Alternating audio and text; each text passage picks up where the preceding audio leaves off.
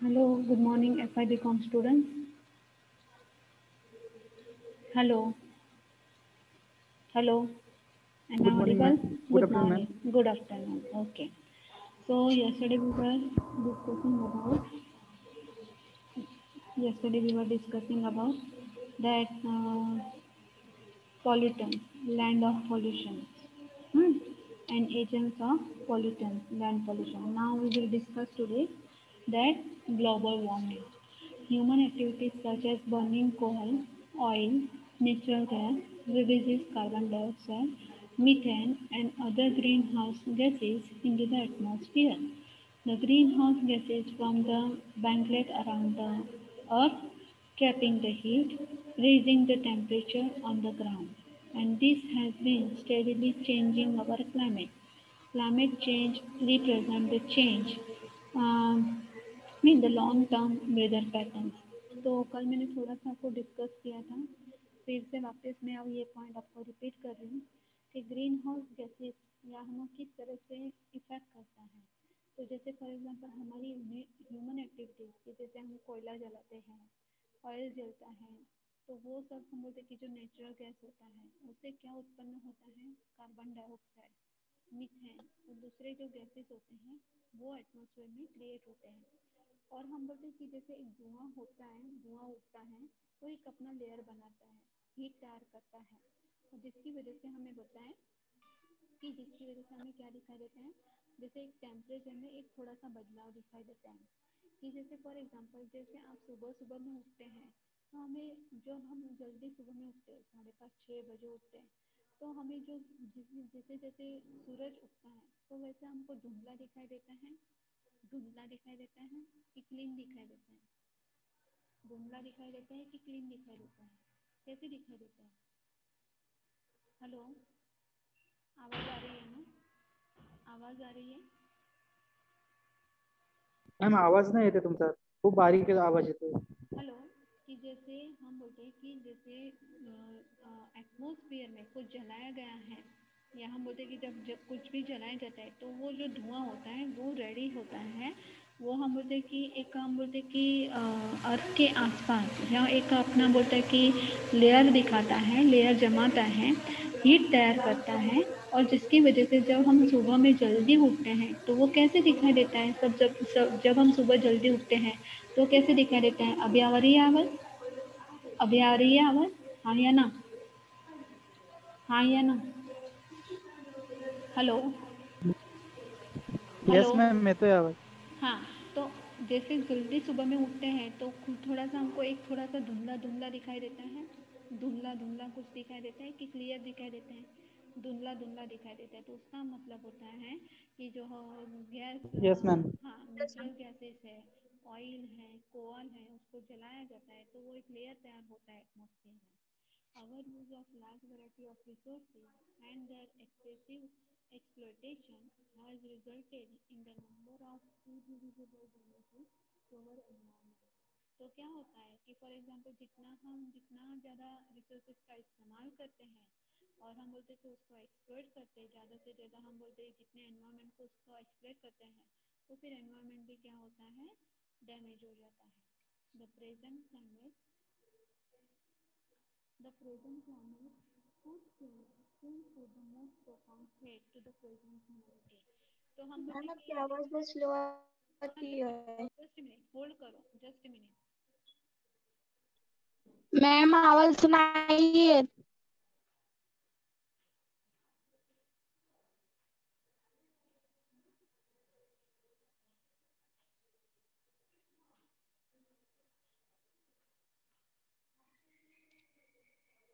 Hello, hello, अभी आ रही है आवाज, हेलो, आ रही है अभी आवाज, यस मॅम मैम। नाही, थोडी कमी येते आवाज. अभी आवाज आ रही है क्या, am I audible right now, अभी आ रही है, आवाज आती है पर बहुत स्लो आती है। स्लो आ रही है।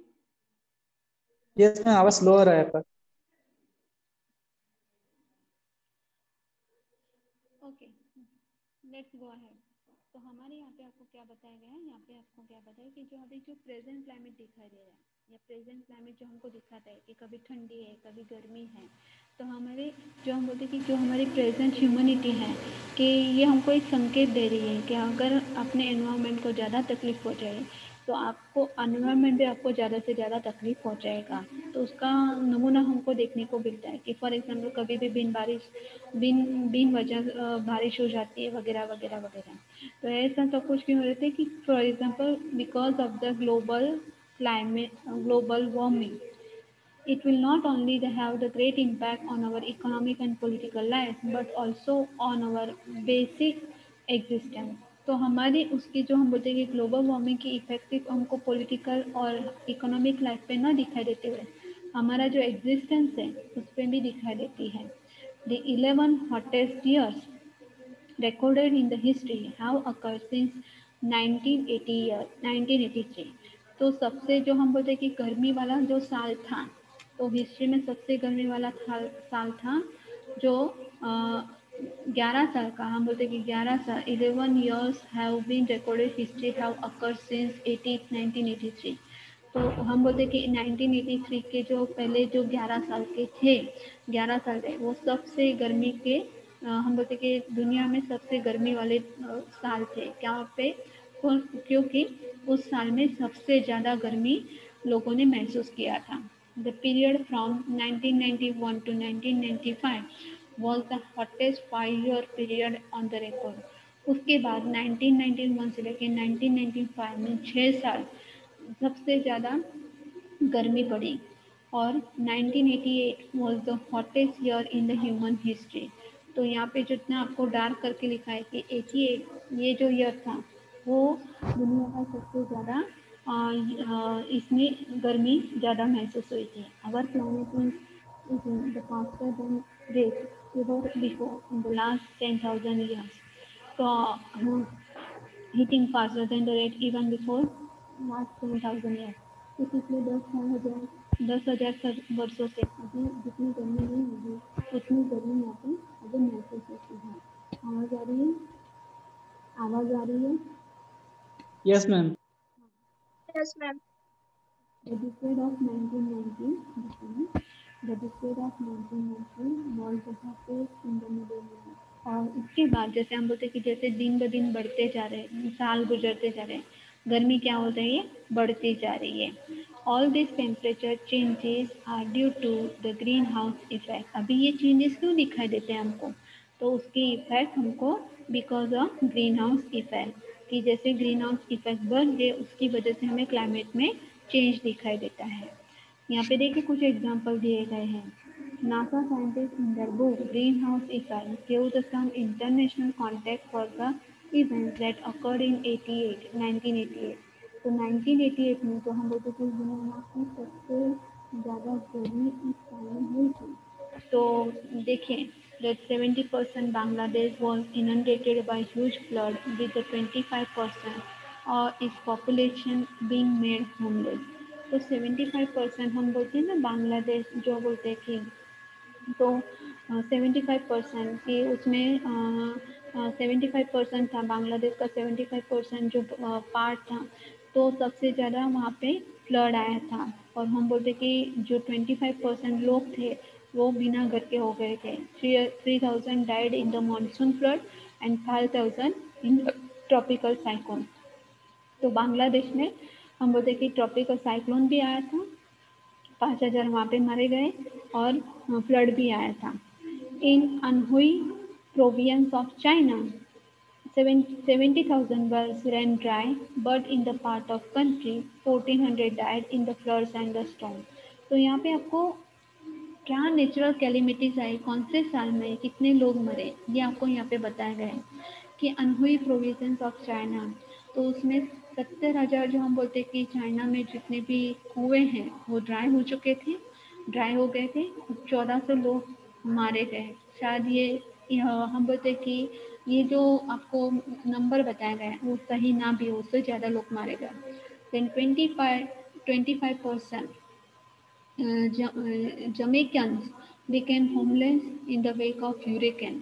तो ह्यूरिकेन की वजह से 25% जमैकन लोग होमलेस हो गए थे। In Nicaragua, the town of Bluefield was devastated by the hurricane and the 1500 square kilometer forest was flooded. तो इन निकारागुआ में, जैसे हम बोलते हैं कि निकारागुआ एक कंट्री है जिसमें हम बोलते हैं कि उसके एक टाउन में ब्लूफील्ड, जिसमें हम बोलते हैं कि ह्यूरिकेन की वजह से, हम बोलते हैं कि उसको ह्यूरिकेन में हम बोलते हैं कि साइक्लोन की टाइप जैसा होता है, वो आने की वजह से जो पूरा का जो हम बोलते हैं कि जो जंगल एरिया था वो पूरा का पूरा हम बोलते हैं कि ख़त्म हो चुका था. In the drought-prone area of Africa, 200 millimeters of rainfall in 24 hours on the Khartoum, and more than million were made homeless, and the Gabon had its first flood in the 20 years. तो Africa का ये हम बोलते कि Africa का drought prone area, सूखापन, जिसमें हम बोलते कि एक ही दिन में 200 मिलीमीटर बारिश गिरी थी. ये पर्टिकुलर नाम दिया गया, उस एरिया का नाम दिया खतरौन. और उसके वहाँ में ज़्यादा से ज़्यादा जहाँ पे बिल्कुल सूखा है वहाँ पे 200 मिलीमीटर बारिश गिरता है एक दिन में. तो जिसकी वजह से कुछ लोग के हम बोलते हैं कि घर उजड़ गए थे. और हम बोलते हैं कि जो गैबन है, तो एक फ्लड एक हम बोलते कि फ्लड आया था जो 20 साल में सबसे बड़ा फ्लड अफ्रीका में आया था. Then 1988 drought hit the grain production in Canada, USA, Australia, former Russia, and world reserve for the food grains shrank to 57 days supply according to the World Watch Institute. तो ये हम बोलते कि जो 1988 का जो साल था, तो हम बोलते कि इसमें जो हम बोलते कि प्रोडक्शन था उसमें उसकी मात्रा कम थी. जैसे फॉर एग्जांपल यूएस है, ऑस्ट्रेलिया है, कनाडा है और रशिया है. तो वो सब हम बोलते कि फूड एक दूसरे को सप्लाई करते थे कि जिसके पास जो होगा वो एक दूसरे को देते थे. तो इसकी वजह से ये साल बहुत ही बर्बाद रहा. Do you understand? Do you understand? हाँ या ना? Yes ma'am. ओके. अभी देखते हैं actually green house effect on global warming. तो ग्रीन हाउस इफेक्ट क्या है? Our planet goes the heat from the sun. Solar radiation passes through the atmosphere and it is absorbed by the Earth's surface. And this heat is emitted from the surface of the Earth and infrared radiation. तो for example आपको radiation पता होगा. Radiation means हम बोलते हैं कि सूरज की जो किरणें आती है, रेडिएशंस. ओके. कि हमारी जो धरती है, फॉर एग्जांपल जो सोर्स ऑफ एनर्जी है तो वो है सूरज है. कि जो जितना ज़्यादा गर्म होता है उसकी वजह से हमें हीट महसूस होती है.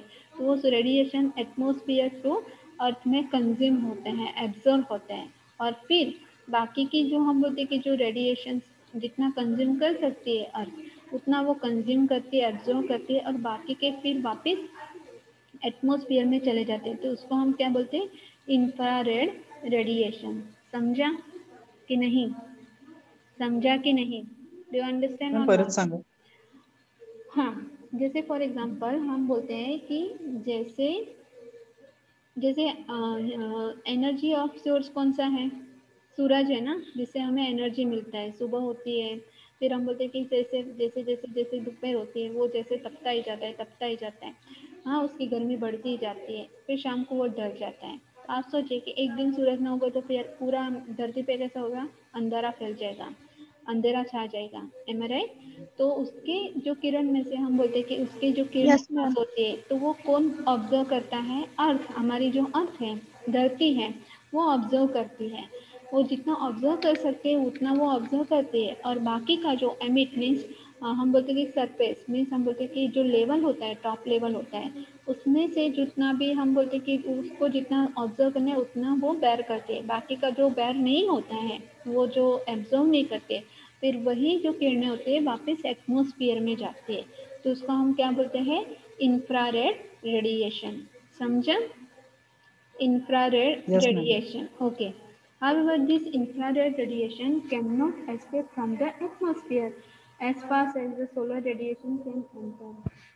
तो हम क्या बोलते हैं कि ये जो क्या बोल सकते हैं कि जो इंफ्रारेड रेडिएशन है उसको हम उससे हम बच तो नहीं सकते क्योंकि वो एटमॉस्फेयर में मिक्सअप हो जाती है ना, कि जैसे फॉर एग्जांपल सोलर रेडिएशन होता है, उससे ज़्यादा हम बोलते हैं कि इंफ्रारेड रेडिएशन हमें एटमॉस्फेयर में दिखाई देता है, उससे हम बच नहीं सकते। कि फॉर एग्जांपल जब से पहले हम बोलते कि जब आप छोटे थे तो आपको तब ये आपके कुछ साल याद आते होंगे, या हम बोलते कि 10-15-20 साल पहले कि इतनी गर्मी हमको महसूस नहीं होती थी 15-20 साल पहले इतनी गर्मी महसूस होती थी, हाँ या ना? No ma'am. नहीं। अभी कैसा हो रहा है, बढ़ रहा है, इंडस्ट्रियलाइजेशन बढ़ रहा है, अर्बनाइजेशन बढ़ रहा है, पेड़ कम हो रहे हैं, तो जिसकी वजह से हम बोलते हैं ना कि फॉर एग्जांपल जैसे आपको सिंपल से एक एग्जांपल देना, आप बहुत समय से चल रहे हैं, ओके, कहीं पे जा रहे हैं, लेकिन आपको रास्ते में एक पेड़ भी नहीं दिखाई देता, तो फिर आपको कैसा फील होगा? वो हम बोलते हैं कि जो हमारी फील कैसा होता है, एक भी पेड़ नहीं है, एक भी पेड़ नहीं है, लेकिन आप चलते चलते जा रहे हैं और किसी पेड़ की छाँव में बैठे तो आपको कैसा फील होगा? पीसफुल, पीसफुल लगेगा ना, कि आप किसी पेड़ के यस नीचे मैम। बैठ रहे, शांति से बैठ रहे, छाँव है, जहाँ पे ठंडक है, तो वो मैं बता रही हूँ कि मीन्स उसकी हम बोलते हैं कि जितने ज़्यादा पेड़ होंगे तो ये हम बोलते हैं कि एक जो अर्थ का वो कवर होता है ना, जो पेड़ पौधे होते हैं, जो अर्थ का एक कवर होता है, कि जैसे हम बोलते हैं कि धरती माता ने हरियाली वाली हरी साड़ी पहनी है, जितना ज़्यादा होगा ये रेडिएशन वैसे किसे होंगे, कम होंगे। और जितना ज़्यादा फॉर एग्जांपल जैसे राजस्थान, जैसे हम बोलते हैं कि रेत में आप जब चलते हैं ना तो आप उतना ऑब्जर्व मीन्स हमको बोलते हैं ना कि फॉर एग्जांपल उसमें रेडिएशन ज़्यादा होते हैं, जहाँ पे हमको उसके पेड़ कम होते हैं तो वहाँ पे रेडिएशन का मात्रा हमको ज़्यादा महसूस होती है। अभी समझा? अभी समझा? Yes ma'am. हाँ, some of it is trapped by the number of gases. Thus, the heat is allowed to get in, but it cannot go out. तो उस रेडिएशन के साथ, हाँ, उस एटमॉस्फेयर के साथ तो गैसेस होते हैं, जैसे बोले कि ग्रीन हाउस गैसेस होते हैं, वो हीट पैदा करते हैं। वो हीट पैदा तो वो हीट को अंदर तो आने देते हैं, लेकिन उसके बाहर वो नहीं जा सकते, वो हीट बाहर नहीं जा सकती। समझ में आ रही कि नहीं आ रही है? नहीं ना? Yes ma'am. हाँ या परत ना? सांगा ma'am. Some of it is trap by number of gases, जैसे एटमॉस्फेयर में हम बोलते हैं कि केमिकल्स होते हैं या धुएं, कि फॉर एग्जांपल आप सिंपल से एक एग्जांपल लो कि जब हम घर की खिड़की ओपन करते हैं, पूरा अंधेरा हो और सुबह का टाइम हो, तो जैसा थोड़ा सा खिड़की हम जो है ओपन कर दे तो उसमें से आपको जैसे कुछ किरणें हमारे कमरे में आते हुए दिखाई देगी, तो कमरे में आते हुए आपको ऐसे छोटे छोटे आपको ड्रॉप या हम बोलते कि छोटे छोटे छोटे कण समझ में आएंगे, कि जो हम देख नहीं सकते, नॉर्मली हम नहीं देख सकते। कि जैसे हम वो पासिस होती है ना, जैसे हम बोलते कि जैसे कमरे में खिड़की में से वो कमरे में पास होती है, तो आपको वहाँ पे जैसे छोटे छोटे हम बोलते कि पार्टिकल्स नजर आएंगे। समझ में आता है मैं क्या बोलना चाहती हूँ? खिडकी आपण ओपन करतो यस मॅम। ते तो खिडकीतनं तो जेव्हा आपण प्रकाश आपल्या घरात येतो किंवा आपल्या रूममध्ये येतं, त्याच्यातनं थोडीशीच खिडकी ओपन करायची, पूर्ण ओपन नाही करायची, त्याच्यातनं आपल्याला थोडे थोडे छोटे छोटे पार्टिकल्स तेव्हा दिसतात. म्हणजे असा ॲटमॉस्फिअर म्हणजे गॅसेस पण आहे जे आपण म्हणतो की हीटला अलाउड करतात, गॅसेसमध्ये हीट अलाउड असते, ते येऊ शकते पण ते हीट तिथनं बाहेर जाऊ शकत नाही. So this is called natural green house effect. In the absence of this natural greenhouse effect, our planet would have been at least 30 30 degrees Celsius. Cook and life that we will see today would not exist. तो क्या बताएगा आपको कि जैसे इसको हम क्या बोलते हैं, नेचुरल ग्रीन हाउस इफेक्ट बोलते हैं। अगर ग्रीन हाउस इफेक्ट ना हो, in the absence of natural green house effect, अगर नेचुरल ग्रीन हाउस इफेक्ट ना हो तो उसकी वजह से क्या हो जाएगा, पूरा लाइफ कैसा हो जाएगा, खराब हो जाएगा, उसको हम जी नहीं सकते। कि फॉर एग्जांपल जैसे हमारे सैनिक, कि जैसे हमारे सैनिक यहाँ पे फॉर एग्जांपल थोड़ा सा ठंडी बढ़ गया है तो भी हमको बैर नहीं होता है, थोड़ा सा गर्मी बढ़ गया तो भी हमको बैर नहीं होता है। तो लेकिन सोचिए कि जो हिमाचल प्रदेश में या जो हम बोलते कि हिमालय एरिया में जो बंदूक तान के खड़े हैं वो किस तरह से रहते होंगे। समझ में आ रहा है? समझ में आ रहा है? Do you understand or not? Do you understand or not? Hello, am I yes audible? Ma'am. कि 30 डिग्री सेल्सियस कूलर है, तो हमें फॉर एग्जांपल हम बोलते हैं कि जितना थोड़ा कम होता है तो वहाँ पे हम ये बेयर नहीं कर सकते। तो आप सोचिए कि जैसे हमारे सोल्जर किस तरह से रहते होंगे। सो ये सोचने वाली बात है। से आगे बात करते हैं। With increasing industrialization, urbanization, agricultural activities, development of the transport facilities are enhancing the natural greenhouse effect। तो जैसे मैंने अभी आपको बताया कि इंडस्ट्रियलाइजेशन की वजह से, अर्बनाइजेशन की वजह से, एग्रीकल्चर एक्टिविटीज़ की वजह से, ट्रांसपोर्ट फैसिलिटी की वजह से क्या होता है, ट्रांसपोर्ट फैसिलिटी की वजह से जो ये ग्रीन हाउसेस इफेक्ट हैं वो क्या हो रही है, बढ़ रही है। The concentration of the green house gases in the atmosphere increasing and therefore more and infrared radiation emitted by the earth's surface being trapped। तो उसकी वजह से क्या होता है कि जितना हम बोलते हैं कि जितना एटमॉस्फेयर में ग्रीन हाउस गैसेस बढ़ रहा है उसकी वजह से इंफ्रारेड रेडिएशन अर्थ उसको वापस से उसको भेज रही है और उसको ट्रैप किया जाता है। Today our planet is losing less heat and therefore we are experiencing global warming. वो अर्थ कंज्यूम नहीं करती, जो इंफ्रारेड रेडिएशन है वो कंज्यूम नहीं करती, वो वापस भेज देते हैं। इसकी वजह से हमें ग्लोबल वार्मिंग का एक्सपीरियंस ज़्यादा हो रहा है। समझा? समझा? Do you understand? Yes ma'am. Okay. Just think for a while what change have been taking place in the last 100 years, which are responsible for additional release of the carbon dioxide by human activities। हम क्या करते हैं, सब carbon dioxide बाहर फेंकते हैं और oxygen लेते हैं, और पेड़ क्या करते हैं, ऑक्सीजन देते हैं और कार्बन डाइऑक्साइड इनहेल करते हैं।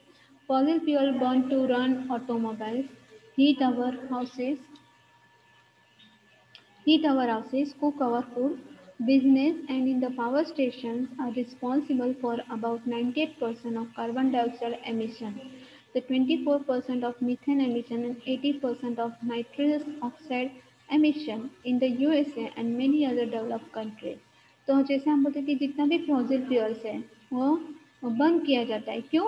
क्योंकि वो ऑटोमोबाइल्स चलाने के लिए। For example heat our houses, कि हम वो खाना पकाते हैं, फिर हम बोलते कि जैसे हम बोलते कि हीटर का इस्तेमाल किया जाता है, पावर स्टेशन का इस्तेमाल किया जाता है। जैसे फॉर एग्जांपल हर एक इलेक्ट्रॉनिक या फॉर एग्जांपल जितना भी हम इस्तेमाल करते हैं इलेक्ट्रॉनिक आइटम या कोई भी, तो उसका हमें बिल पेमेंट करना पड़ता है, उसके लिए पावर लगता है। तो ज़्यादा से ज़्यादा क्या होता है, कार्बन डाइऑक्साइड बाहर निकलता है और 24% मीथेन भी वहाँ से निकलता है और 80% नाइट्रोजन ऑक्साइड ये निकलता है। तो जिसकी वजह से हम बोलते कि ग्लोबल वार्मिंग के लिए ये मीन्स ग्लोबल वार्मिंग के लिए ये जिम्मेदार है। समझ में आ रहा है? Yes ma'am. ओके, सिंपल है, जल्दी से समझ में आएगा। देन बाय 2100 means 21वीं सदी, in the absence of greenhouse gases emission control policies, concentration of the carbon dioxide is likely to increase by 30 to 150% greater than the present level। तो आपको यहाँ पे क्या पता है कि 21वीं सदी तक हम बोलते कि जब जैसे ज़्यादा से ज़्यादा हम बोलते कि ग्रीन हाउस गैसेस को हम बोलते कि कम होगी उसकी, और हम बोलते कि जैसे कार्बन डाइऑक्साइड को उसको कम करने के लिए, जैसे फॉर एग्जाम्पल 30% से लेके 115% तक जितना भी कार्बन डाइऑक्साइड कम कर सकते उतना पॉलिसी वहाँ पे लगाया जाता है। The consumption of the fossil fuel and other human activities are the major reason for increased concentration of the carbon dioxide in the atmosphere। तो क्या होता है, फॉर एग्जांपल जैसे फॉसिल फ्यूल्स और हम बोलते हैं कि बाकी की जो ह्यूमन एक्टिविटीज़ हैं तो वो कार्बन डाइऑक्साइड के लिए जिम्मेदार है। कि जैसे हम बोलते हैं कि कोयला जलाना, फिर हम बोलते हैं कि तेल जलाना, तेल जलता है या हम कुछ और जलाते हैं तो जिसकी वजह से कार्बन डाइऑक्साइड क्रिएट होता है। अभी आगे देखते हैं कि green house gases. The following are the major green house gases. First point is water vapour, दूसरा है कार्बन डाइऑक्साइड, तीसरा है मीथेन, चौथा है नाइट्रोजन ऑक्साइड, फिफ्थ है CFC और नेक्स्ट पॉइंट है ओजोन। सो वाटर वेपर की जब हम बात करते हैं यहाँ पे देखिए water vapour, the most important green house Gas is water vapor. Its percentage in the atmosphere is not directly influenced by the human activity, but its proportion in the atmosphere depend on the atmospheric temperature. तो जो हम बोलते कि उसको मराठी में बोलते की जी वाफ असते त्याचा काही एवढा प्रमाण आपण म्हणतो की वातावरणात त्याचा काही एवढा प्रमाण नसतं पण त्याला त्याची आपण म्हणतो की ते डिरेक्टली काही आपण म्हणतो की वातावरण त्याची काही इफेक्ट पण होत नाही पण ते कशाने येतं ते ह्युमन ॲक्टिव्हिटीने येतं आणि जसा ॲटमॉस्फिअर असेल त्याच्यावरती ते त्याचा प्रमाण असतो any increase in the global temperature any increase in the global temperature was the increased concentration of the water vapor.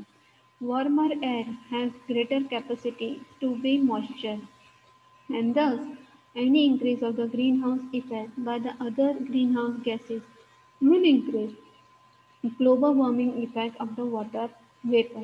तो आपको यहाँ पे ये बताया गया है कि जैसे हम बोलते हैं कि ग्रीन हाउस इफेक्ट जैसा बढ़ेगा जैसे ग्रीन हाउस गैसेस बढ़ता है वैसे उसकी ग्रीन हाउस इफेक्ट भी बढ़ती है जिसकी वजह से हम बोलते हैं कि उसकी इम्पैक्ट हमें वाटर वेपर पे दिखाई देती है।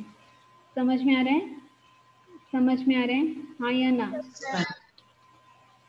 Then next point is carbon dioxide. This gas exists naturally in the atmosphere. जल्दी से exist होता है. And as a result, increasing of the human activities, concentration of the carbon dioxide is increasing sharply. तो carbon dioxide को increase करने की कोई ज़रूरत नहीं, ऑटोमेटिकली वो इंक्रीज होता है, उसका प्रोपोर्शन ऑटोमेटिकली जितना भी हम बोलते हैं कि ह्यूमन बींग्स है, पॉपुलेशन है, वो हम बोलते हैं कि हम जब छींकते हैं, खांसते हैं, तो वो सब कुछ कार्बन डाइऑक्साइड बाहर निकलता है, तो उसमें प्रोपोर्शन उसका बढ़ता ही चला जाता है। Fossil fuel like oil, gas, coal store of carbon. तो फॉसिल फ्यूल कौन से है? जैसे कि ऑयल है, गैस है, कोल है, और हम बोलते हैं कि कार्बन को जैसे स्टोर किया गया है वो फॉसिल फ्यूल्स है। When these fossil fuels are burned, जब वो इसको जलाया जाता है, the carbon is released into the atmosphere directly. Obviously ये कार्बन एटमोसफियर में मिक्सअप होता है। With the increasing of the consumption of the fossil fuel for various human activity, the proportion of carbon dioxide is increased. तो जितना भी ज़्यादा हम बोलते हैं कि फॉसिल फ्यूल का कंजम्पशन होगा, हाँ, जितनी भी ज़्यादा ह्यूमन एक्टिविटीज के लिए उसका इस्तेमाल होगा तो कार्बन डाइऑक्साइड का प्रोपोर्शन कैसा होगा, मात्रा कैसी होगी, एटमॉस्फेयर में बढ़ेगी। समझ में आया? समझ में आया? हाँ या ना? Yes ma'am. हाँ, आगे बढ़ते हैं। देन यहाँ पे देखिए, यहाँ पे एक एग्जांपल दिया गया है। Trees absorb carbon dioxide from the atmosphere. Day by day, the deforestation is taking place at the alarming rate. If the trees are cut down, the carbon dioxide will not be consumed by the trees. This will also increase the proportion of carbon dioxide in the atmosphere. तो जैसे आपको मैंने अभी बताया कि जो पेड़ होते हैं वो कार्बन डाइऑक्साइड ज़्यादा इनहेल करते हैं, तो पेड़ काट दिए तो कार्बन डाइऑक्साइड इनहेल नहीं हो पाएगा, वो हवा में ज़्यादा से ज़्यादा मिक्सअप होता जाएगा। Since the beginning of the Industrial Revolution, the proportion of the carbon dioxide in our atmosphere has increased almost 30%. तो क्या बताया गया है कि जितना भी हम बोलते हैं कि इंडस्ट्रियल रिवॉल्यूशन होता है, इसकी वजह से कार्बन डाइऑक्साइड का परसेंटेज कैसा हो जाता है, 30% बढ़ जाता है। एक तो ऑलरेडी है क्योंकि पेड़ कम है, और इंडस्ट्रियल रिवॉल्यूशन की वजह से वो ज़्यादा से ज़्यादा बढ़ जाता है। समझा? Do you understand? Yes ma'am. Yes, ma'am. Okay, then next point is methane. Almost one third of the present atmospheric methane is from the natural sources like swamps and bogs. तो swamps का मतलब क्या होता है? bogs का मतलब क्या होता है पता है? swamps and bogs क्या होता है? swamps and bogs. What is the meaning of swamps and bogs? ये सम आपको पता है? What is the meaning of swamps and bogs? क्या होता है? No, ma'am. हम बोलते हैं ना धुआं, फॉग की एड देखते हैं कि नहीं? फॉग की यस एड मैम। देखते हैं, हाँ, तो धुआं, Yes, ma'am. हाँ, वो आपको जल्दी से समझ में आता है। तो हम बोलते हैं कि एक प्रकार का हम बोलते हैं कि लेयर नेचुरल रिसोर्सेज, जैसे हम बोलते हैं कि स्वैम्स एंड बॉक्स, वैसे होता है। Remaining methane methane enters into the atmosphere from human activities like cattle driving, waste disposable, mining of the fossil fuels and sewage treatment. तो जैसे फॉर एग्जांपल उसका बदबू बहुत ही खराब होता है, कि जैसे वो बोलते हैं उसका जो स्मेल होता है वो बहुत ही खराब, कि जैसे फॉर एग्जांपल जैसे आप कोई गौशाला में जाए, ओके, कैटल ड्राइविंग गौशाला में जाए, तो वो पर्टिकुलर हम बोलते हैं कि एक एनिमल का स्मेल होता है, आते हैं कि नहीं आते हैं? कैटल ड्राइविंग यस गौशाला मैम। है तो गोबर का, या हम बोलते कि जिसको हम पालते हैं गाय वगैरह, तो उसका एक पर्टिकुलर स्मेल होता है कि नहीं होता है? होता है ना? वो यस मैम। उससे जो हम बोलते हैं वो जो एटमॉस्फेयर में वो मिक्सअप होता है उसको हम क्या बोलते हैं? मीथेन। दूसरा है वेस्ट डिस्पोजल।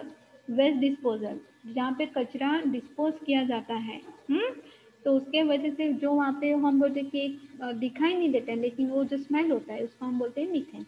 दूसरा है माइनिंग ऑफ फॉसिल फ्यूल, कि जितना भी फॉसिल फ्यूल है तो हम उसको जब माइनिंग किया जाता है तो उसकी वजह से हमको ये मीथेन एटमॉस्फेयर में मिक्सअप होता है।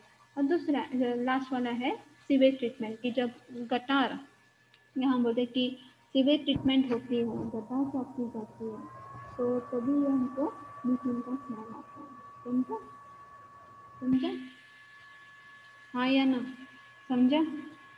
Yes ma'am. ओके, आगे देखते हैं नाइट्रस ऑक्साइड। नाइट्रस ऑक्साइड मतलब क्या? This gas occurs naturally in the atmosphere. Its concentration is increasing mainly because of increasing use of chemical fertilizers. तो ये सब गैसेस है, ये सब हम बोलते हैं कि पर्टिकुलर, हाँ, तो ये ऑटोमेटिकली हम बोलते हैं कि जब नाइट्रस ऑक्साइड की बात करते हैं तो ऑटोमेटिकली वो एटमॉस्फेयर में कंज्यूम होता है। लेकिन किसकी वजह से होता है? कि जितना ज़्यादा हम केमिकल फर्टिलाइजर इस्तेमाल करते हैं उसकी वजह से वो एटमॉस्फेयर में कंज्यूम होता है। It is powerful and long live green house gas, कि वो सबसे ज़्यादा पावरफुल और हवा में बहुत दिन तक या उसकी इफेक्ट हमें दिखाई देती है। Then chlorofluorocarbon, CFC। क्लोरोफ्लोरोकार्बन मतलब क्या? CFC is entirely produced by the human activities. It is widely used in all cooling agents such as air condition, refrigerator, cold storage, etc. तो CFC क्या है? क्लोरोफ्लोरोकार्बन हमें कहाँ पे दिखाई देता है? तो जैसे ह्यूमन एक्टिविटीज, जैसे हम बोलते हैं कि सबसे ज़्यादा हम बोलते हैं कि जो कूलिंग एजेंट्स का हम इस्तेमाल करते हैं, कि फॉर एग्जांपल एयर कंडीशन का इस्तेमाल करना, रेफ्रिजरेटर का इस्तेमाल करना, कोल्ड स्टोरेज का इस्तेमाल करना, तो वहाँ हमें CFC क्लोरोफ्लोरोकार्बन हमें दिखाई देता है, मीन्स ठंडी हवा। It is very powerful green house gas. It is phase out of use as a result of its effect on the ozone layer, कि जब उसका इस्तेमाल सबसे ज़्यादा बढ़ जाए तो उसकी इम्पैक्ट हमें ओजोन लेयर पे भी दिखाई देती है। Then next point is ozone. Ozone is another important greenhouse gas. This gas is found at the ground level as well as the upper strata of the atmosphere in the stratosphere. तो ये ozone layer है, हमें ground level पे भी दिखाई देता है, और जो हम बोलते हैं कि अपर स्ट्रेटा एटमॉस्फेयर में ऊपर के लेवल में भी दिखाई देता है। The proportion of the ozone layer at the ground level is increasing because of the some industrial process, कि जो जमीन पर जो हो उसका हम बोलते हैं कि लेवल है तो वो हमें बढ़ता हुआ ही दिखाई देता है। क्यों? क्योंकि इंडस्ट्रियलाइजेशन बढ़ता रहे, कि इंडस्ट्रियल प्रोसेस बढ़ती है। In the upper layer of the atmosphere ozone layer is being depleted. तो हम बोलते हैं कि जो अपर स्ट्रेटा के, हम बोलते हैं कि अपर स्ट्रेटा में जो ओजोन लेयर है वो हमें डिप्लीट दिखाई देता है, मीन्स उसमें दरारें दिखाई देती है। It is sorry its contribution to the green house effect is limited. जितना हम बोलते हैं कि उसकी कंज्यूम करने की ग्रीन हाउस इफेक्ट, मीन्स हम बोलते हैं कि ग्रीन हाउस इफेक्ट उसको वो थोड़ा सा में हम बोलते हैं कि उसको कंज्यूम कर सकते हैं, क्योंकि उसमें दरारें आ रहे हैं। CFC and other greenhouse gases are responsible for the depleting ozone layer. तो ओजोन लेयर डिप्लीट क्यों होता है? कि उसके जैसे हम बोलते हैं क्लोरोफ्लोरोकार्बन और ग्रीन हाउस गैसेस बढ़ते हैं, इसकी वजह से ओजोन लेयर में दरारें आ चुकी है। समझा? समझा? Do you yes understand? Ma'am. Okay, we shall stop here. Okay, we shall continue the next. Presently. मी पाठवते थोड्या वेळाने.